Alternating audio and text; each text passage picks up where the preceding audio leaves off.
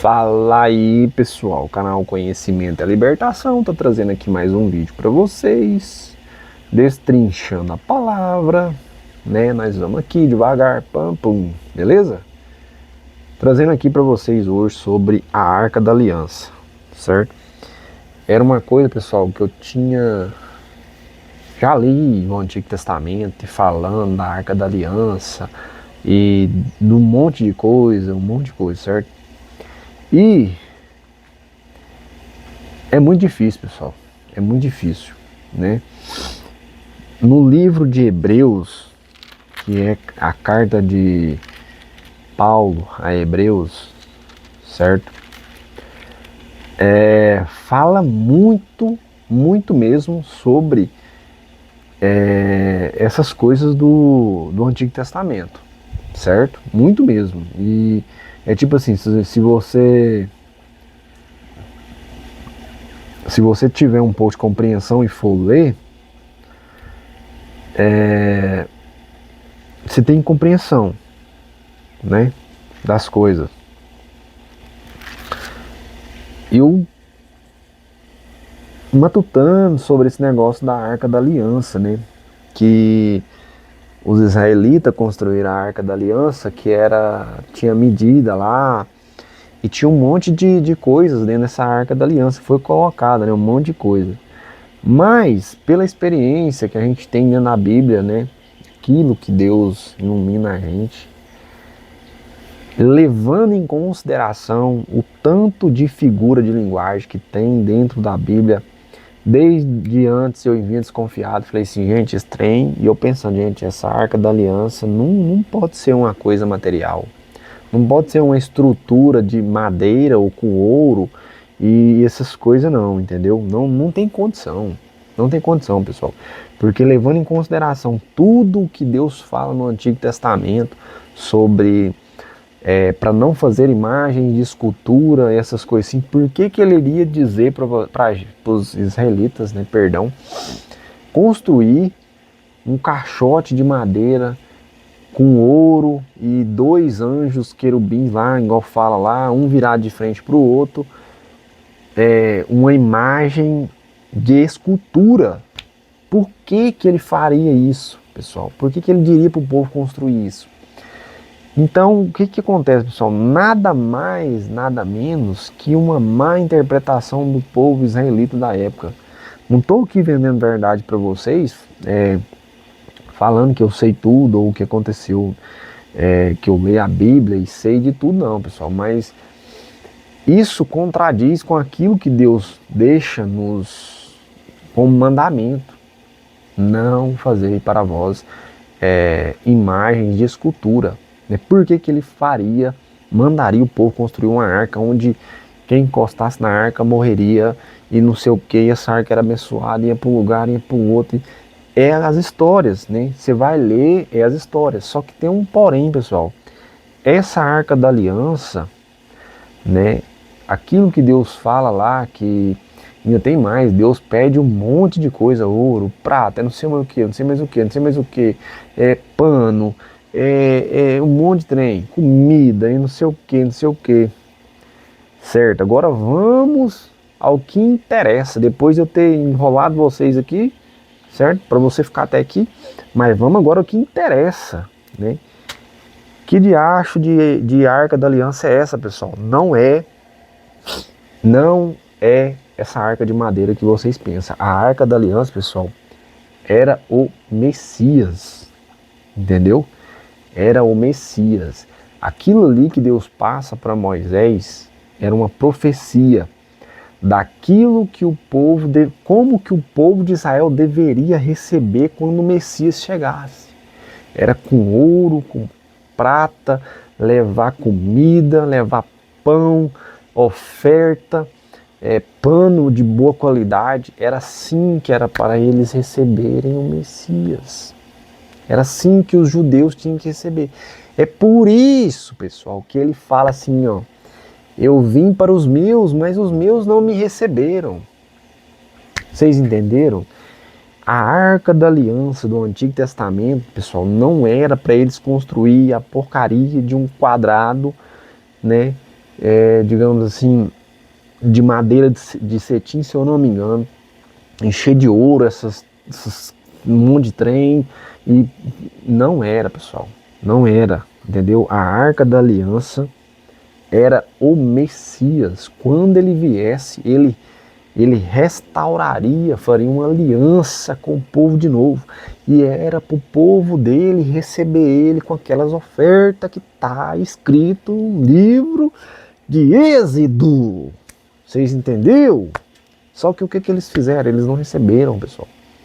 Assim como eu falei para vocês, ele veio para os dele, para o povo dele, foi deixado para o povo dele os ensinamentos e o povo dele não recebeu, certo? Se eu vou ler Hebreus aqui para vocês entenderem, ó. Hebreus 9 fala assim, ó. Igual eu falei para vocês, o livro de Hebreus fala muito no Antigo Testamento e sobre o Messias, entendeu? Fala assim, ó, ora, também o primeiro tinha ordenança de culto divino e um santuário terrestre, beleza? Foi o que eles fizeram. Porque um tabernáculo estava preparado, o primeiro em que havia o candeeiro e a mesa e os pães da proposição, ao qual se chama o santuário, certo? Foi o que eles construíram. E aí fala assim, ó, mas depois do segundo véu estava o tabernáculo que se chama o Santo dos Santos, beleza? E aí fala assim, ó, tabernáculo. Eu gravei um vídeo antes, não sei quando que eu vou publicar ele, mas eu gravei isso falando sobre o tabernáculo. Quem que é o tabernáculo? Somos nós, somos eu, somos você. O tabernáculo é o Messias, é aquele que recebe o Espírito de Deus, certo? Que se chama Santo Santo. Aí você vê, esse tabernáculo, aí você vê, ó, que tinha um incensário de ouro, isso é uma figura de linguagem, pessoal, beleza? E a arca do concerto, coberta de ouro toda em redor, e que estava um vaso de ouro, que continha o maná do céu, e a vara de Arão que tinha florescido, e as tábuas do concerto. Beleza? Então vamos lá, pessoal. Quem que traz o maná do céu? A gente não está falando de comida não, pessoal. Estamos falando do pão mesmo, né? É o Messias que traz, que é os ensinamentos, né? E aí fala assim, ó, e sobre a arca, os querubins da glória, que faziam sombra no propiciatório, das quais coisas não falaremos agora particularmente. Esses querubins, pessoal, há uma grande probabilidade de ser, digamos assim, uma figura de linguagem para se referir aos dois, como se diz, como é que eu vou falar? Poderia ser esses dois querubins, né? Oh, meu Deus do céu. O pai e a mãe, Maria e José, os dois querubins de ouro em cima da arca da aliança. Para quê, pessoal? Para proteger. Vocês estão entendendo? Então, fica quieto aí, pelo amor de Deus. Essa imagem de querubins, de anjos de asas construído de ouro, pessoal, certo?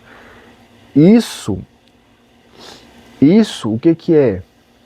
É uma imagem de idolatria, né? Porque você está construindo uma arca. Olha para você ver, ainda tem mais, né? Vamos lá. Segundo aquilo que Deus mostra para a gente, né? Quando se refere às medidas da arca, certo?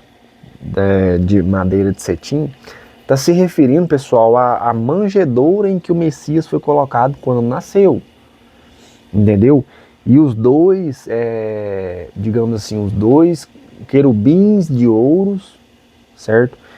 Que estão em cima da arca ou do tabernáculo, sei lá como que chama, é Maria e José, beleza? Esse é os querubins de ouro. Eu falei para vocês Isso é figura de linguagem. Não tem como Deus falar um trem na lei dele e ele embaralhar ali e depois mandar você construir uma estátua, rapaziada. Porque segundo o que as pessoas pregam, né, entre aspas aqui, que a Arca da Aliança era o quê? Digamos assim, é uma figura de linguagem, né? Que a manjedoura seria uma arca, né? Aonde dentro da arca estaria a aliança. O que é essa aliança, né? É o Messias. Fala aqui que propiciatório, né? E aí fala assim, ó, sobre a arca, os querubins da glória, que faziam sombra no propiciatório, das quais coisas não falaremos agora particularmente. Você entendeu?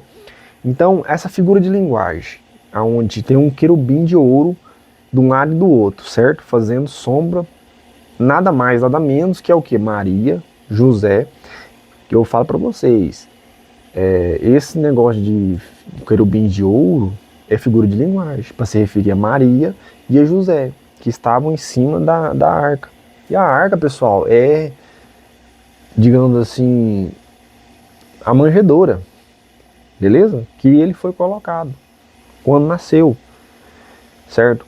Então, isso cai por terra tudo que eu falo para você, que as pessoas falam, contam sobre essa arca quadrada e pá, e pum, que tinha a vara de...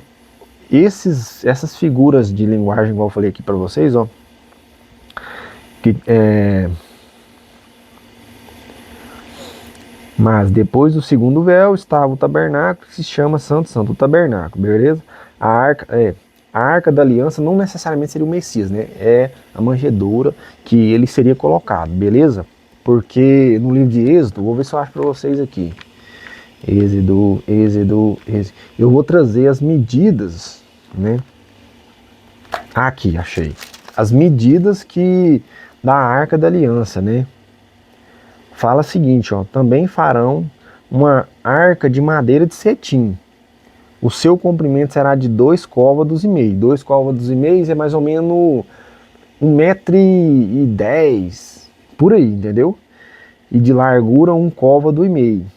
Largura, 1,10 m.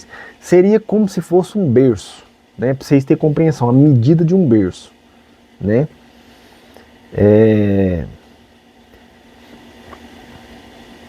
E essa arca, né?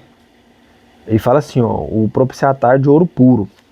Também fará um propiciatário de ouro puro. O seu comprimento será de 2 côvados e meio. E a sua largura de 1 côvado e meio. Farás também 2 querubins de ouro. De ouro batidos farás nas 2 extremidades do propiciatário. Vocês entenderam? Então, essa aí é uma figura de linguagem para se referir. Seria basicamente Deus dando uma profecia para Moisés, né, sobre o que viria, né, pela frente, né? E aí quando fala assim, ó, a mesa de cetim, né, a mesa de madeira de cetim, isso aí tudo está se referindo quando o Messias iria nascer, beleza? As cortinas do tabernáculo, quem que é o tabernáculo? É o Messias, né? E o tabernáculo farás de 10 cortinas de linho fino e torcido, pano azul, isso aí faz muita menção, pessoal, quando aqueles 3 reis magos, digamos, segundo, vai lá, né, entregar essa parada para eles. O ouro puro, pessoal, é de grande valor, né, digamos assim, é uma comparação a pessoas de grande valor. Então, José e Maria, né, tô falando aqui para vocês compreenderem, José e Maria eram comparados a querubins de ouro puro, ou seja, de grande valor. Por quê? Porque ela deu a luz a ele e ele o criou, né, digamos assim. E aí, quer ver? As tábuas do tabernáculo, o véu do tabernáculo, o altar do holocausto. Não duvide nada que esse altar do holocausto aqui seja basicamente a cova, né, onde ele foi colocado, né, ou propriamente o madeiro, né, digamos assim. Eu tinha achado aqui, pessoal, onde Deus manda trazer, né, no altar, digamos assim, ou um monte de coisa.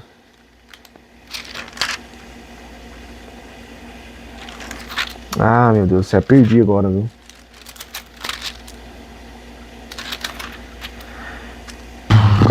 Vocês entenderam? Vocês entenderam? Esse vídeo vai ficar um pouco compridinho, né?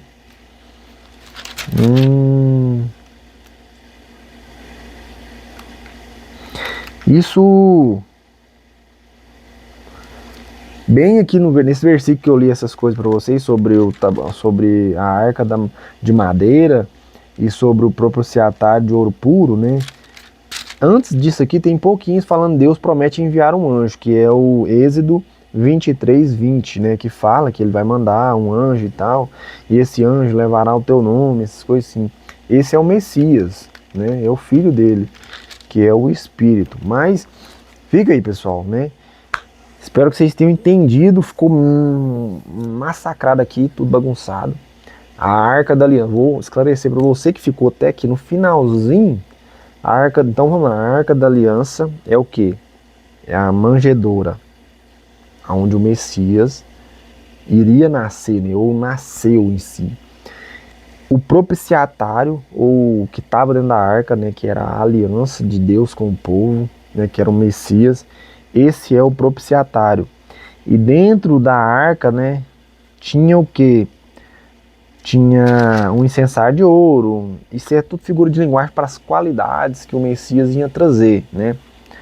Tinha o maná, tinha a vara de Arão, que tinha florescido a tábua, as tábuas do concerto, que é as leis, né?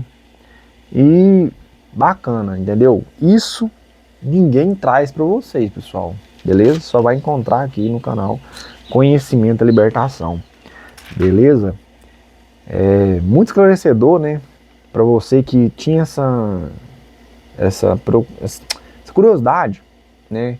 E nunca entendeu sobre a Arca da Aliança que o povo carregava, né? Tanto é que mais para frente tem muitos relatos, né, sobre a Arca da Aliança e tal, mas fica aí, né? A Arca da Aliança, a gente ainda vai ler ainda mais passagem para frente, onde fala de Davi que carrega a Arca da Aliança, o que significa aquilo. Não é o que a gente pensa que é, né, pessoal? Não é.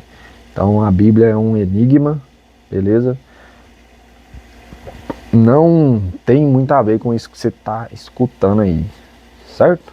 Fica aí o vídeo de hoje sobre a Arca da Aliança e o propiciatário dentro dela. Era uma coisa que eu tinha muita curiosidade, né? Graças a Deus a resposta veio. Falou! Até o próximo vídeo, pessoal.